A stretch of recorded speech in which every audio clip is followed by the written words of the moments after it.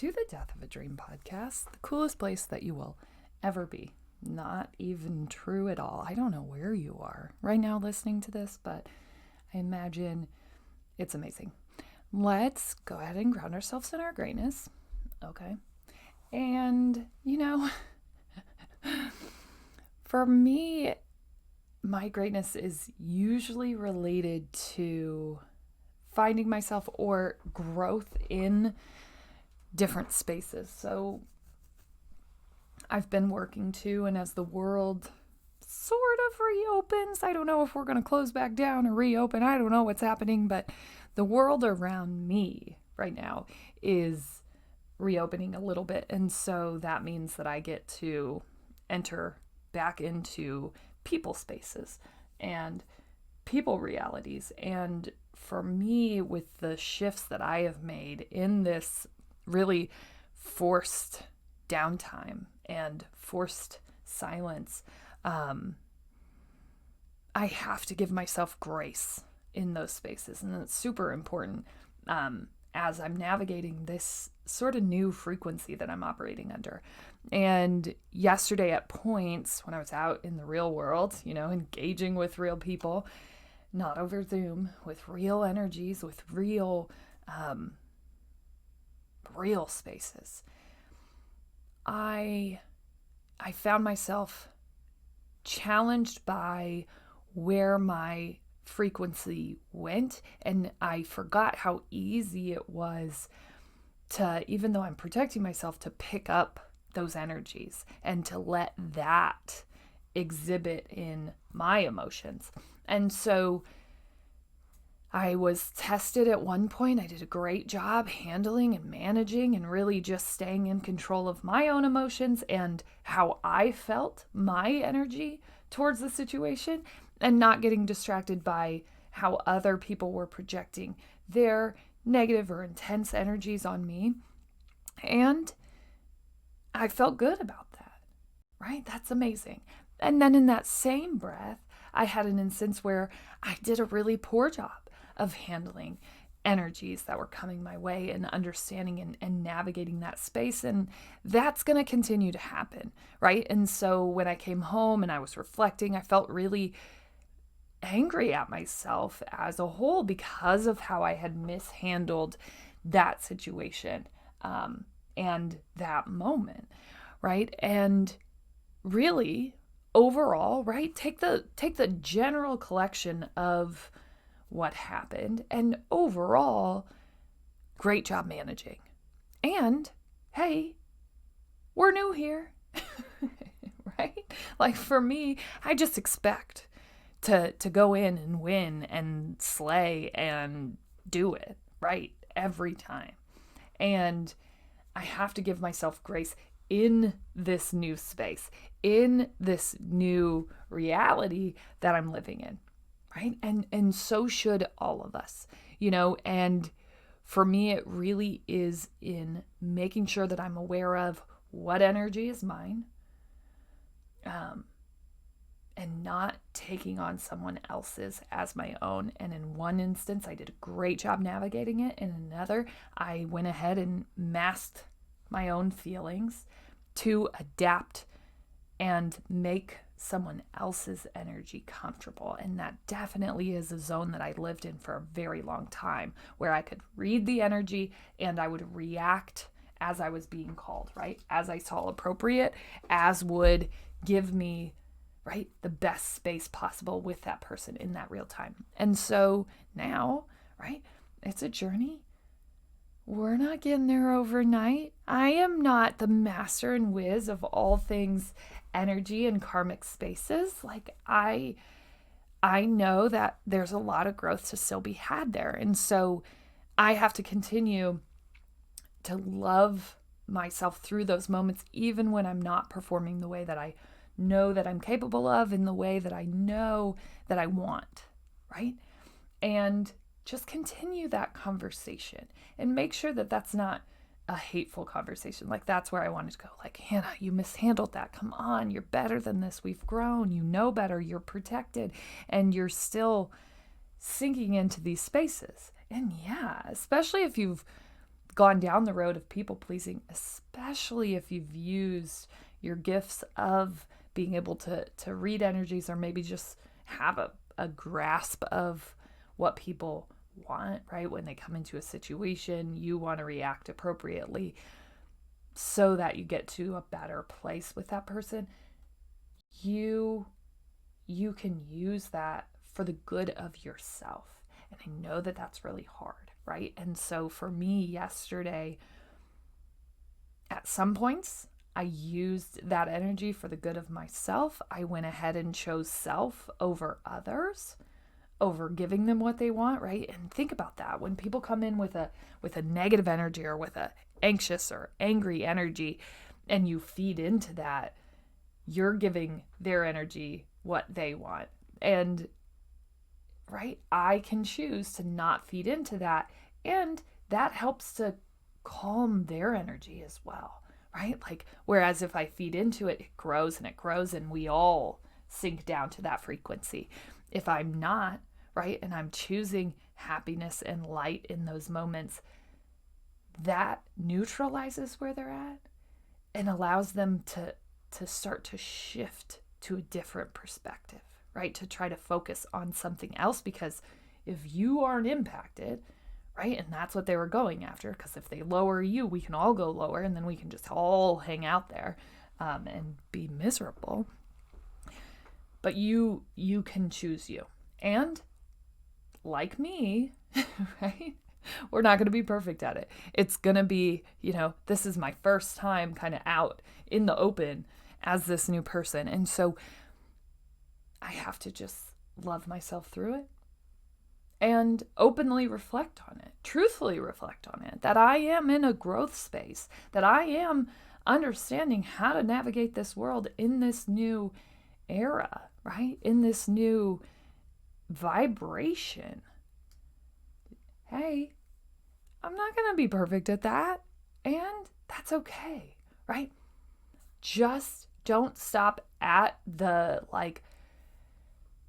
frequency in which you feel like you failed, okay? There isn't failure. There isn't win or loss. Even as I'm reflecting on this, it's like we did a really great job and we absorbed energy that potentially wasn't ours, but there's no, and I think even when I started this conversation, I think I termed it as good or bad. There's no good or bad, right? I handled energy, and I used my own energy to impact possibly some negative energy by just continuing to choose light and continuing to be what I knew to be true to me and not adopt those other frequencies. And I did adopt other people's frequencies. And I think both instances were necessary for me to see growth. And I can grow from that if I'm willing to come back to this space, reflect on what happened, reflect on where I sat on it, and then go out into the world and continue to adopt that practice of reflection and self-awareness. And go. And it is never going to be perfect, right? We are emotional beings. We are constantly flowing into states of good, positive emotion and good, negative emotion. We are supposed to feel the entire spectrum. So I can't sit somewhere and feel the negative energy and not be impacted by that. It's not all just love and light, right? You can let that in, and I let it in, and I was like, is that mine? Do I want that? Do I want to go there? No, I don't. Okay, let it go. But I did experience kind of the hurt of it, right? And I got to choose then, as I fully experienced that emotion, right? And I felt the anger and I felt it rising, and I got to choose whether or not I wanted to be impacted by that energy. And just continue to grant yourself grace in any new space. Anytime that you level up and you go into a new space, you're going to need more grace than less. And then you'll know when it's necessary. And then as you start to transition out of that, right, like you can get a little cleaner with it. You can get a little more strong with what that guidance looks like from yourself once you've gained experience there. Okay? But don't just hustle into feeling defeated. I felt like I was like, oh, 1-1. We just tied. that's not good. But like, think about it. That's a huge win for me right now. Even tying is a win. And even just going out into the world is a win. So even if you go out and you're completely overwhelmed and you feel like you've lost, going out is winning. Understanding that you felt those energies is winning, right?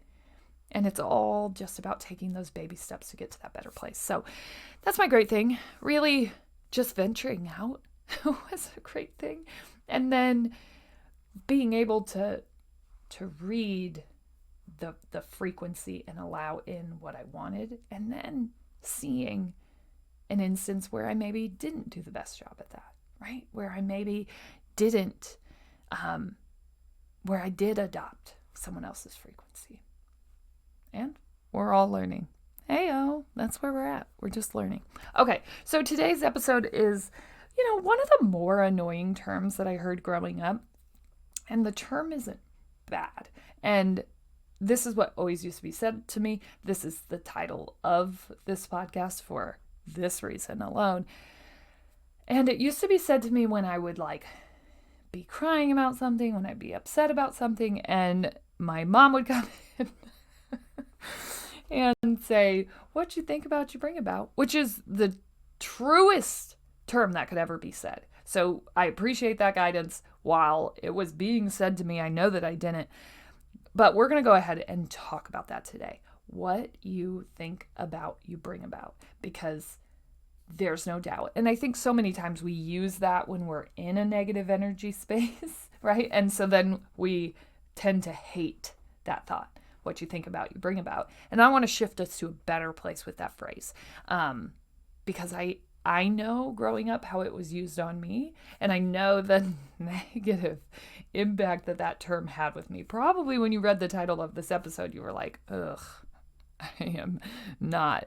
And maybe some of us were just raised in a very similar situation where that was used very passive aggressively and was supposed to save us from all the lows that we experienced, right? And so then that was supposed to be a trigger to shift us out of a negative headspace. And it didn't work. While it was true, it didn't always work. And I think it's just because of, the headspace. Like, we aren't meant to transition out of negative headspaces over a snap, right? Over one phrase. We are meant to continue to grow, to continue to feel. And so the fact that we didn't snap out of it may have been because we were being told by our bodies that we needed to feel this fuller. We needed more time to process this. And so always give those things space.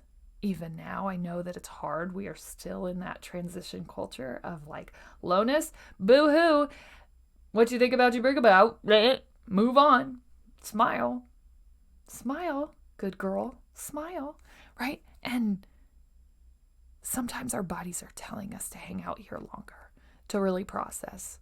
And that's okay too. Important, vital.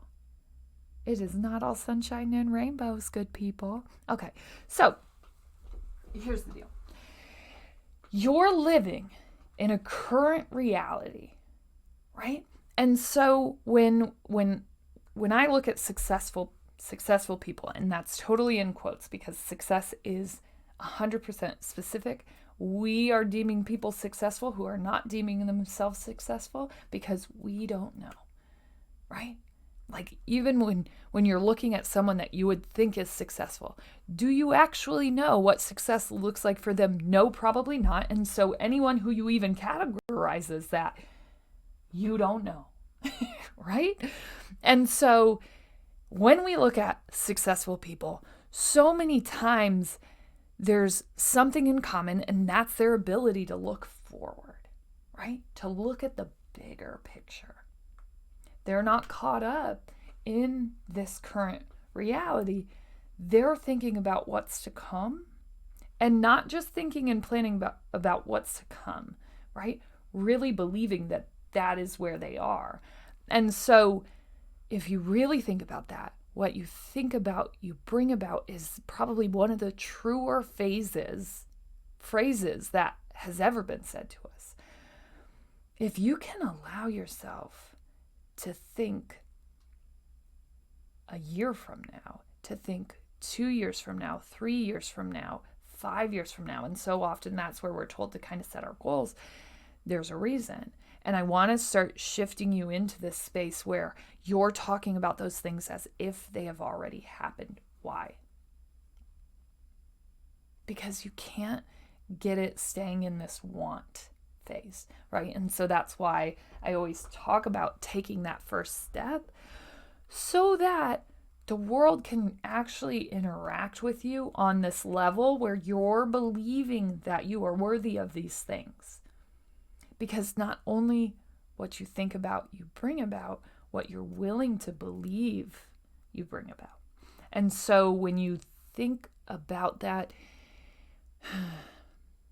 and think about how the things that you were willing to embrace, you could do or be, you made happen in some instance, right? So even if you were thinking negative things, that this was all that you deserved, it probably happened.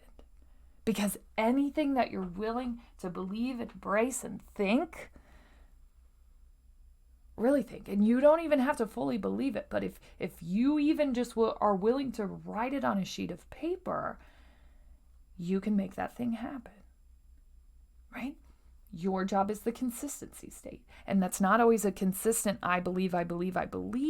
That's a consistent, I'm willing to keep showing up and putting action into this. Even if that's a very small action, even like create the ripple effect, right? And right now, you're living in the reality of what you were willing to believe 2 years ago, 1 year ago, 5 years ago. Right? And so I like to think about that as I had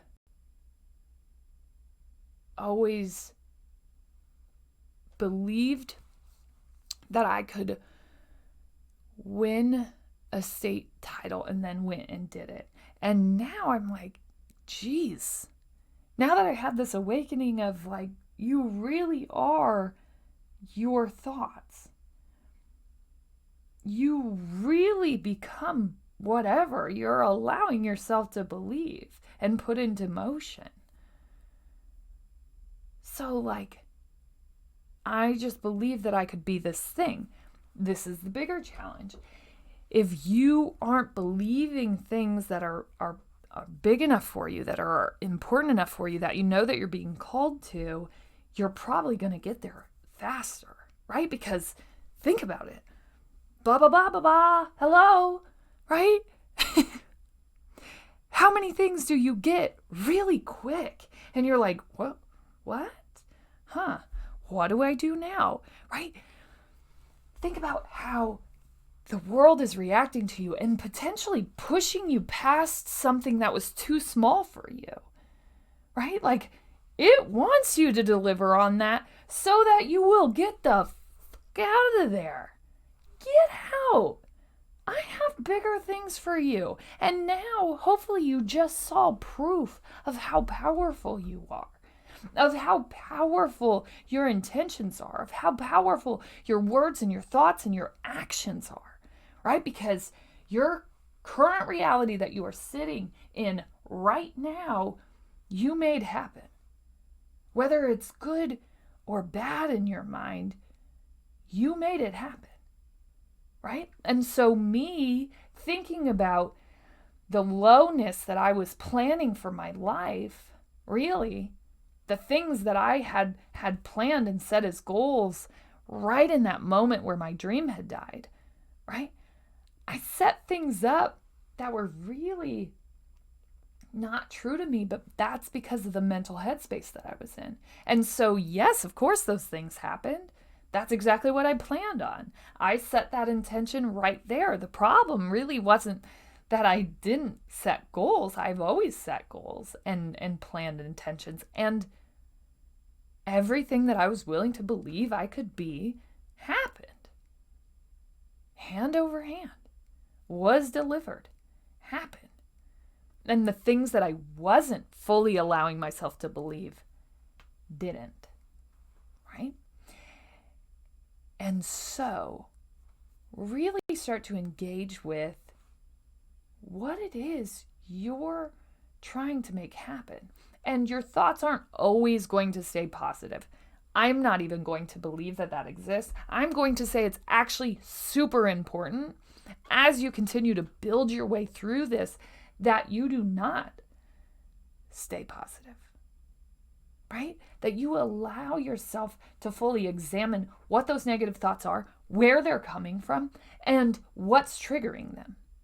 Because you can start to strengthen your response to those things. They're never going to go away. And so even tricking yourself into believing that only positivity happens, that it's all love and light, that low, dark shadow spaces don't exist, really limits your ability to fully grow. Period.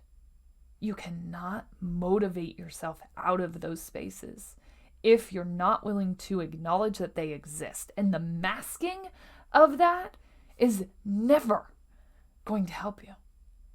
Period. Right?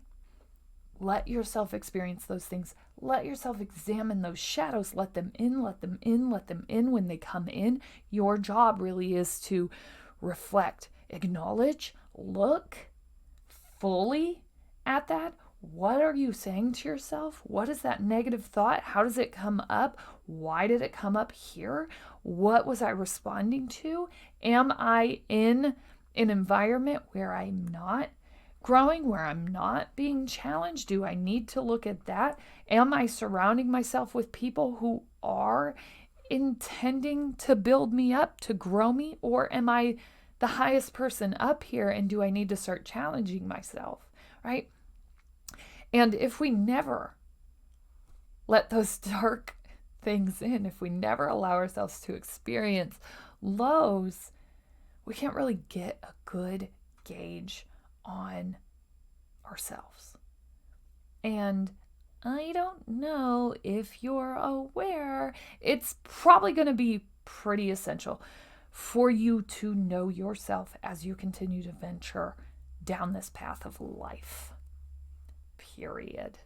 Like, you are going to have to know you better than anyone. And so if you're kind of just walking through life and you're like, I just love other people, I don't spend any time on myself because I'm so selfless and loving, you can't help anyone. As good as you could if you knew who you were. And I know that that's probably super painful for me to be saying to you. And I love that you're all love and light and selfless and willing to help. But at some point, your neglect of yourself is going to boil over. And you are going to be a hurting unit.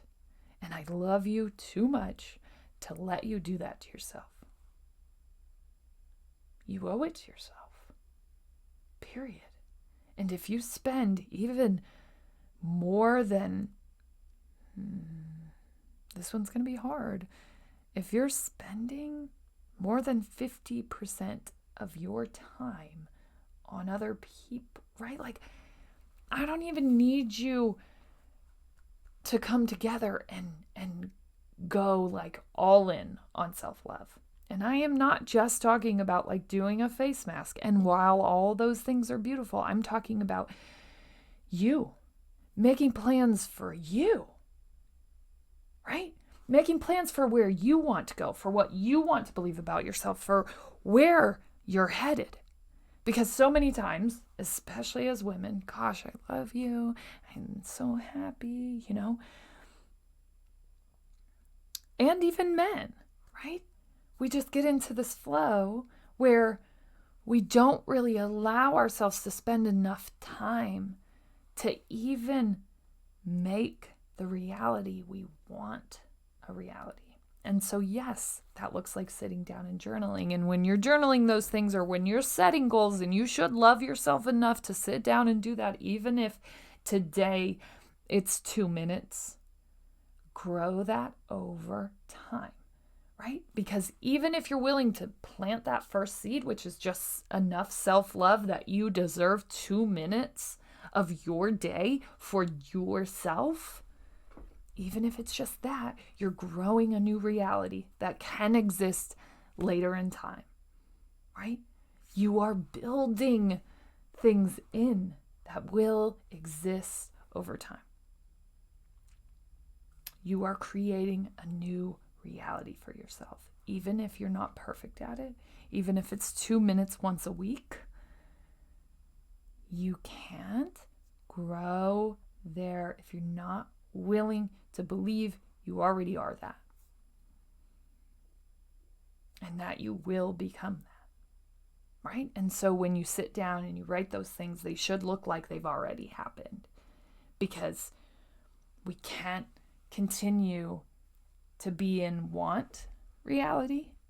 We have to cross over into just full reality, right? Because if we're even in, I want to be a writer, I want to be a speaker, I want to start a business, that's acknowledging and embracing that we aren't that thing, right? And that would essentially be a negative energy that we're putting towards that thing, even though it seems like, right? It seems like we're headed the right direction. Still, acknowledging want is acknowledging a world that it may not happen, right? I want to. We're acknowledging that it is potentially not going to be a reality.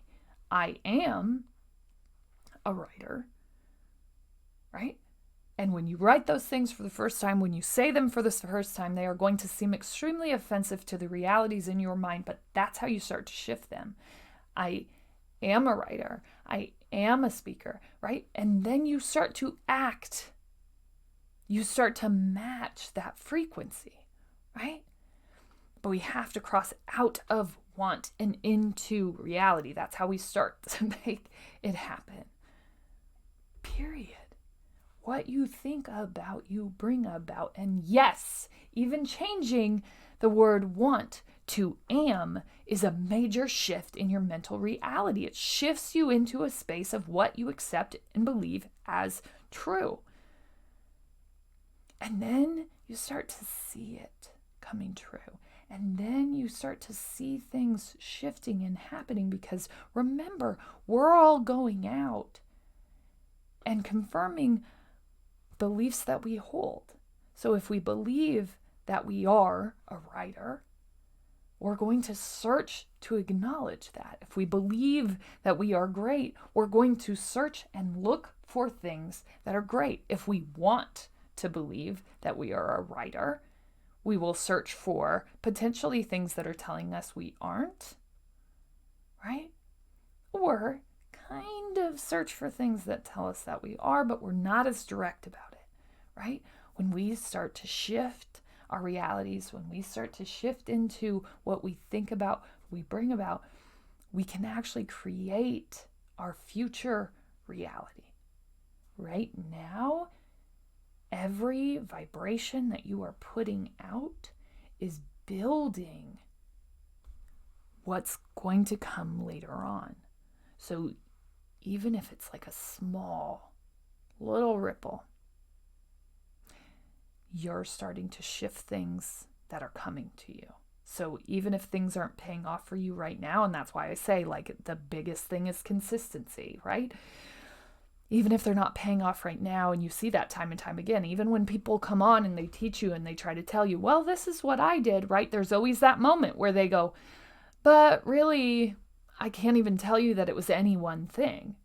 It was just the collective movement forward, right? It was just the frequency matching that was happening with them. That's why there isn't really one good way to do anything. So the one good way to do everything is to consistently move forward and allow energy to match your thought. And your thoughts have to be thinking and moving forward too. As always, you're smart, you're strong, you're beautiful. What are you going to do? Change the world.